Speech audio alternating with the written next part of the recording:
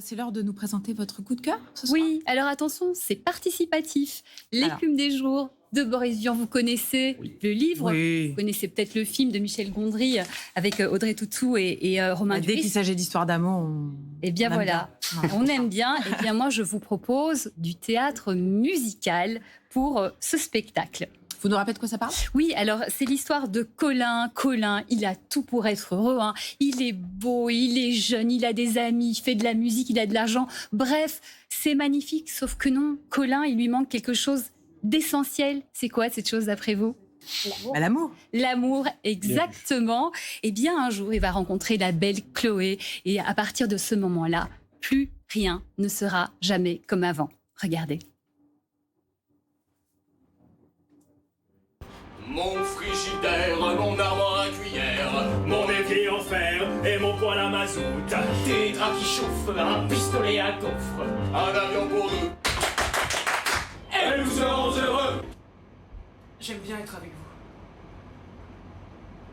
Quels enfants avez-vous? C'est naturel. Oh, bah c'est merveilleux, changez rien, hein. Vous sentez la forêt avec un ruisseau et des petits lapins. Alors ça va. Vous vous ennuyez pas? Non. Écoutez-moi, j'ai le sentiment que mon existence dépend de ce moment précis et que si jamais je le rate... Oh, stop! Je suis pas d'accord avec vous. Si on rate cet instant, eh bien on essaie le suivant, et si on n'y arrive pas, on essaie celui d'après. On a toute la vie pour y arriver.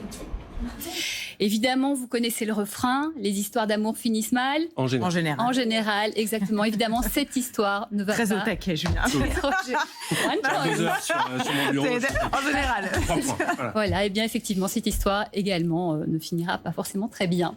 Alors, qu'est-ce que vous avez pensé de cette version théâtrale et musicale? Et musicale, c'est un vrai coup de cœur, vraiment tant par la mise en scène hein, qui est inventive, drôle, dynamique, enfin c'est vraiment une belle réussite. Et puis l'équipe, ce sont des jeunes comédiens qui ont vraiment compris l'esprit de liberté, de folie même de Boris Vian, et puis ils s'amusent les uns avec les autres et finalement ils nous embarquent avec eux. C'est un super moment, le tout dans une ambiance jazz qui aurait évidemment énormément plu à l'auteur. Je vous rappelle qu'il était trompettiste. Donc voilà, ça s'appelle L'écume des jours et c'est à voir au théâtre Lucernaire à Paris.